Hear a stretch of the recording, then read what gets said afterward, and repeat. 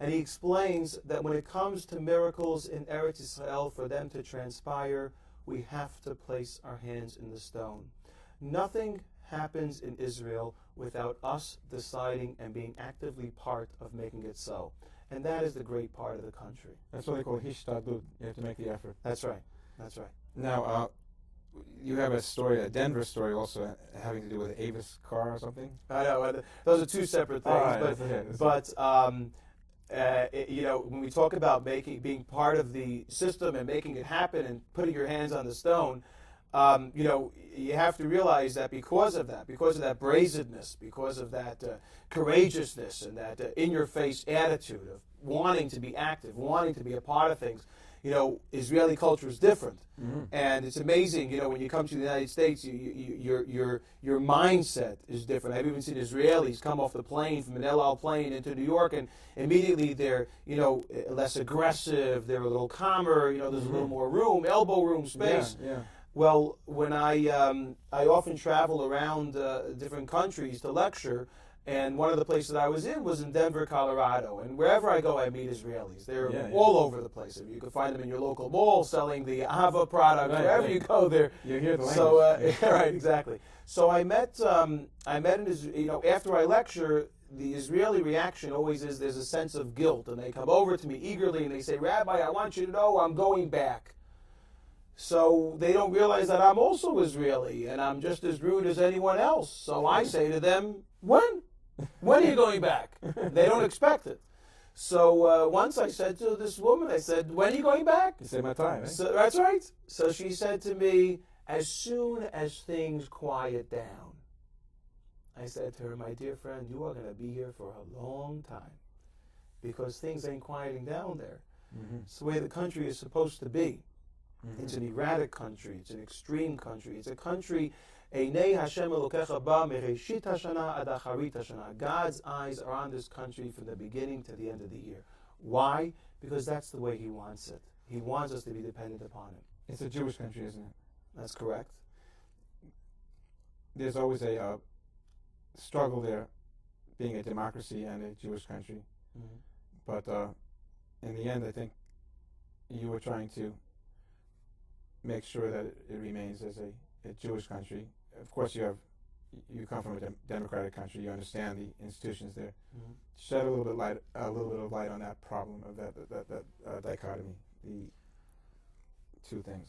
Well, I think that democracy is important. I'm not an expert in governmental policy, but democracy is important in a sense that it preserves lives, in a sense that it gives people the feeling and the ability to live freely, to breathe freely, and to develop their country. The moment that those rights are infringed upon and threatened, and human existence and life is threatened, well then the question is, where does democracy fit in to that type of existence? The Jewish people have always been a compassionate, sensitive, and kind people. We do not look to proselytize. We are not interested in people joining our religion. We don't go out and aggressively pursue that. It's not something that we do. We want to be left alone. We want to be able to keep our religion. We want to upstand our principles, our morals, and our values. And, the moment that that's threatened and we don't have a chance to live freely, well, then that's the moment that we have to put our foot down and place democracy on the side for a second and say that democracy is worthless if you can't survive. Mm-hmm. A pragmatist. That's right. And the nature of the Jewish country is really what Israel is all about, being a homeland for the Jews in this little sliver of land. We're not looking for many countries. Right. We're looking for only one tiny little country that we could live as Jews. Yeah, I mean, people tell me all the time, first of all, that when they come to Israel, I've met people, Christians as well, and they come to Israel, they visit Israel, they didn't have appreciation until they came to visit of how small the country is. Mm-hmm. It's smaller than the size of the state of New Jersey. Mm-hmm. You can go from one side to the other side in a few hours, and it's an unbelievable thing. Now, I want to continue with you. I was going to put some music here, but this is very fascinating. I want to continue on with this. I want you to shed some light on the whole Gaza thing. Israel pulled out of Gaza, and the Hamas still use that word occupation. That the occupation must end. The occupation must end. Isn't it true? Whenever they say the occupation must end, it means that there should be no sovereignty in any square inch of the place that we call Israel. Isn't that true? I mean, we gave up Gaza in order to make peace with the Palestinians, but then the missiles kept flying and landing in your town where you live, in Sderot. Right, where I teach. Yeah, where you teach. So I mean, whenever they say, the occupation must end, they don't. They mean every square inch, don't they? Yeah, I mean, when you say the occupation must end, and you're threatening lives and sending missiles in order to make that very clear, I mean, how can you? First of all, how can you possibly trust someone who points a gun at your head? And second of all, how can you understand?